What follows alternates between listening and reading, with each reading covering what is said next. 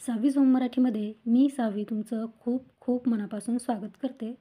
आज आपण एक कच्चा बटाटा आणि एक कप रव्यापासून मस्त असा नाश्त्याचा पदार्थ पाहतोय.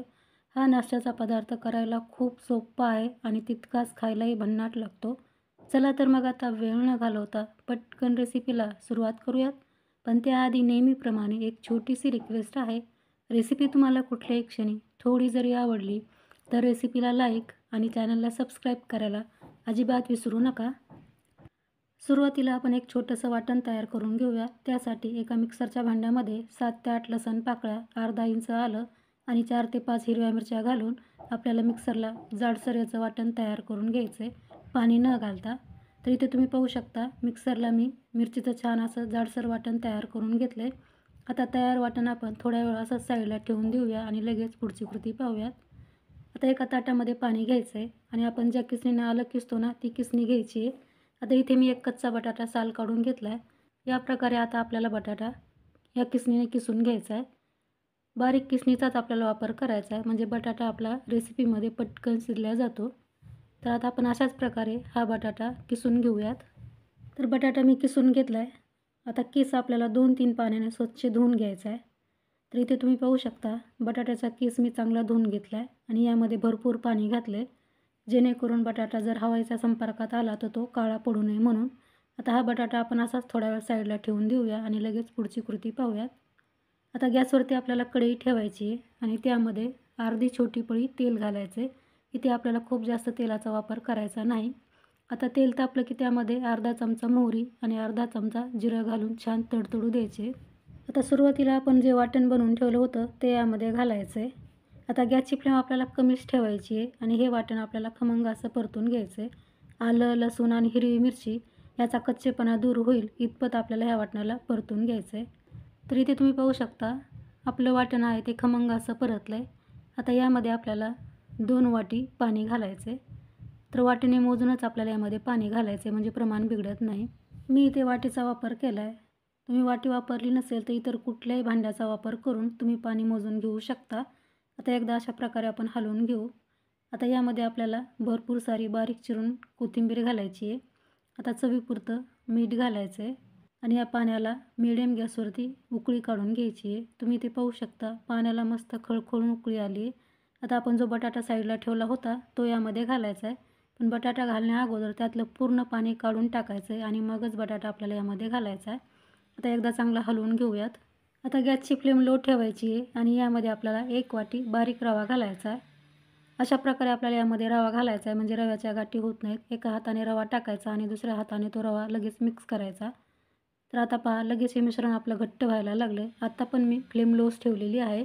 रवा जोपर्यंत चांगला घट्ट होत नाही तोपर्यंत आपल्याला गॅसची फ्लेम कमीच ठेवायची आहे आणि याला अशा प्रकारे चांगलं मिक्स करून घ्यायचं आहे. तर इथे तुम्ही पाहू शकता रवा आपला चांगला मिक्स झाला आहे. आता उलथनं आपण बाहेर काढूया. गॅसची फ्लेम लोच ठेवायची आहे. आता यावरती आपल्याला झाकण ठेवायचं आहे आणि 2 मिनिटे हा रवा चांगला शिजवून घ्यायचा आहे. आता 2 मिनिटे झालेली आहेत. परत आपण झाकण काढूया आणि रवा आपला चांगला हलवून घेऊयात म्हणजे मिक्स करून घेऊयात. तर तुम्ही पाहू शकता रवा आपला छान घट्टसर झाला आहे आणि आपण जो बटाटा यामध्ये घातला आहे तो देखील चांगला शिजलेला आहे. असं मिश्रण झालं की समजायचं रवा आपला परफेक्ट शिजला आहे. या रव्याचा पहा चांगला गोळा होतो आहे आणि मिश्रण कढईला देखील सोडते म्हणजेच आपला रवा छान शिजलेला आहे. रवा शिजण्यासाठी खूप जास्त वेळ लागत नाही. 2 मिनिटामध्ये आपला रवा परफेक्ट शिजला जातो. आता लगेच गॅस बंद करायचा आहे आणि हे मिश्रण आपल्याला एका ताटामध्ये काढून घ्यायचं आहे. ताटाला अगोदर मी थोडंसं तेल लावलं आहे जेणेकरून मिश्रण आपलं ताटाला चिकटणार नाही. आता अशा प्रकारे आपण हे मिश्रण थोडंसं पसरवून घेऊया म्हणजे ते पटकन थंड होईल. आता याला पहा मी बऱ्यापैकी पसरवून घेतलं आहे. आता हे फॅनखाली आपण असंच 15 ते 20 मिनिटे थंड होण्यासाठी ठेवून द्यायचं आहे. आता 20 मिनिटानंतर तुम्ही पाहू शकता मिश्रण आपलं चांगलं थंड झालं आहे. मिश्रण आपल्याला चांगलं थंड होऊ द्यायचं आहे आणि मगच पुढची कृती करायची आहे.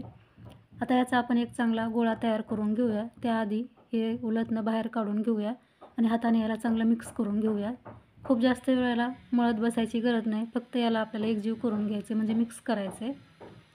आता हे पहा मी याचा चांगला गोळा तयार करून घेतला आहे.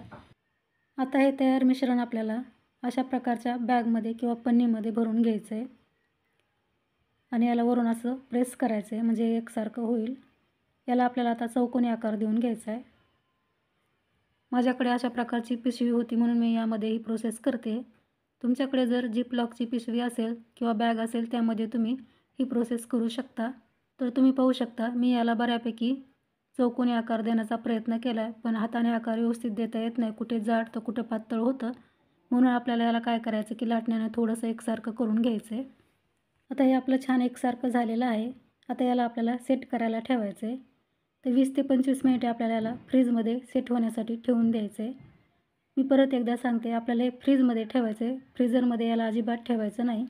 आता एक प्लेट घ्यायची आहे आणि त्यामध्ये आपल्याला 3 चमचे कॉर्नफ्लॉवर घालायचं आहे. कॉर्नफ्लॉवर नसेल तर तुम्ही मैद्याचा देखील वापर करू शकता. आता यामध्ये चवीपुरतं मीठ घालायचं आहे. 1 चमचा चिली फ्लेक्स घालायचे आहेत. आता भरपूर सारी बारीक चिरून घेतलेली कोथिंबीर घालायची आहे आणि याला चमच्याने मिक्स करून घ्यायचं आहे. हे मिश्रण चांगलं मिक्स झालं की लगेच यामध्ये आपल्याला थोडं थोडं पाणी घालून याची छान अशी स्लरी तयार करून घ्यायची आहे. सुरुवातीला पाणी आपल्याला कमीच वापरायचं आहे, नाहीतर याच्या गाठी होऊ शकतात. असं थोडं थोडं पाणी घालून आपण याची स्लरी बनवून घेऊयात. तर तुम्ही ते पाहू शकता, छान अशी आपली स्लरी तयार झाली आहे. स्लरी खूप जास्त घट्टही नसावी आणि खूप जास्त पातळही नसावी. परफेक्ट कन्सिस्टन्सीची आपल्याला स्लरी तयार करून घ्यायची आहे. आता 25 मिनिटानंतर पहा, फ्रीजमधून मिश्रण मी बाहेर काढले. छान असं सेट झालं आहे. याला आपल्याला पन्नीला असं कैचीने कट करून घ्यायचं आहे आणि हे मिश्रण बाहेर काढायचं आहे. बाहेर काढल्यानंतर एक सुरी घ्यायची आहे आणि मध्यभागी आपल्याला अशा प्रकारे कट द्यायचा आहे. आता तुम्ही याला तुमच्या आवडीप्रमाणे आकार देऊ शकता. चौकोनी देऊ शकता, ट्रायंगल शेप देऊ शकता. मी याला थोडंसं लांबट आकारामध्ये कट करून घेते आहे. म्हणजे आपल्या बोटाच्या साईजमध्ये याला मी कट करून घेते आहे. आपण याला रवा बटाट्याचे फिंगर्ससुद्धा म्हणू शकतो किंवा तुम्ही या नाश्त्याला काय नाव द्याल हे सुद्धा मला कमेंट करून नक्की सांगा. आता आपण अशाच प्रकारे संपूर्ण नाश्ता कट करून घेऊयात. आता हे कट करून झालं की लगेच आपल्याला याला अशा प्रकारे सेपरेट करायचं. पहा, खूप छान आपला हा नाश्ता तयार झाला आहे. छान सेटही झाला आहे. तुम्ही याला असं देखील खाऊ शकता जर तुम्हाला याला फ्राय करायचं नसेल तर, किंवा हा नाश्ता तुम्ही हवाबंद डब्यामध्ये फ्रीजमध्ये देखील स्टोअर करून ठेवू शकता. 8 ते 10 दिवस याला काही होत नाही. आणि जेव्हा तुम्हाला हा नाश्ता गरमागरम तळून खायचा आहे तेव्हा याला फ्रीजच्या बाहेर काढा आणि याला तळा आणि गरमागरम सर्व करा. खूप टेस्टी लागतो. आता इथे मी ब्रेडचा चुरा घेतला आहे, म्हणजे ब्रेड क्रम्स घेतलेत. आता आपल्याला हा नाश्ता या स्लरीमध्ये बुडवून घ्यायचा आहे. अशा प्रकारे व्यवस्थित बुडवायचा आहे. स्लरी अगोदर आपल्याला चांगली मिक्स करायची आणि नंतर त्यामध्ये हा नाश्ता डिप करून घ्यायचा आहे, म्हणजेच बुडवून घ्यायचा आहे. आता आपण हा नाश्ता अशा प्रकारे उचलून या ब्रेड क्रम्समध्ये टाकायचा आहे. म्हणजे व्यवस्थित याला ब्रेडचा चुरा आपल्याला लावून घ्यायचा आहे, म्हणजे आपला नाश्ता तळल्यानंतर छान कुरकुरीत होतो. अशाच प्रकारे आता आपल्याला हा संपूर्ण नाश्ता तयार करून घ्यायचा आहे. आता याला आपण दुसऱ्या प्लेटमध्ये ठेवून देऊया आणि आणखी एक मी तुम्हाला बनवून दाखवते. परत याला आपल्याला स्लरीमध्ये टाकायचं आहे. छान असं याला स्लरीमध्ये डुबवून घ्यायचं आहे किंवा डीप करायचं आहे. आता उचलून परत आपल्याला ब्रेडच्या चुऱ्यामध्ये टाकायचं आहे आणि व्यवस्थित याला ब्रेडचा चुरा लावून घ्यायचा आहे. तर मैत्रिणींनो, तुम्हाला आजची रेसिपी कशी वाटली मला कमेंट्समध्ये नक्की सांगा. रेसिपी आवडत असेल तर रेसिपीला लाईक शेअर करा. तर अशाच प्रकारे आता मी संपूर्ण नाश्ता तयार करून घेते आणि मगच तुम्हाला भेटते. इथे तुम्ही पाहू शकता, काही नाश्ता मी बनवून घेतला आहे आणि अर्धा नाश्ता मी फ्रीजमध्ये स्टोअर करून ठेवणार आहे आणि जेव्हा मला खावासा वाटेल तेव्हा मी याला फ्राय करणार आहे. आता हा नाश्ता आपण तळून घेऊयात.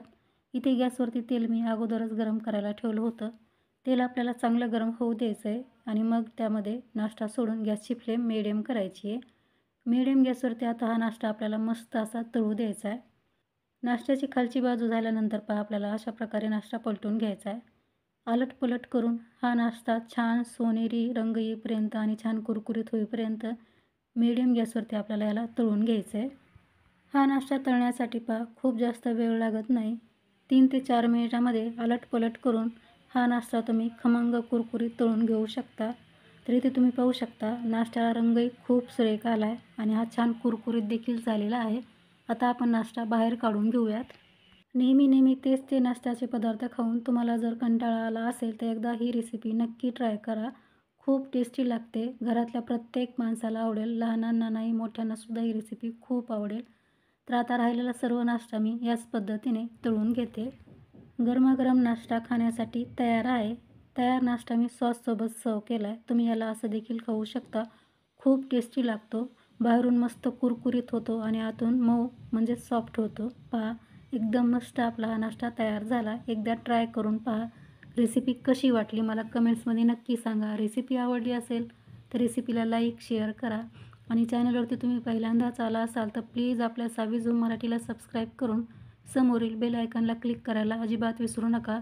कारण जेव्हा कधी मी नवीन रेसिपी अपलोड करेन त्याचं नोटिफिकेशन तुम्हाला सर्वात अगोदर मिळेल. तर लवकरच भेटू आणखी एका अशाच छानशा रेसिपीसह. तोपर्यंत मस्त खा आणि हेल्दी राहा. धन्यवाद.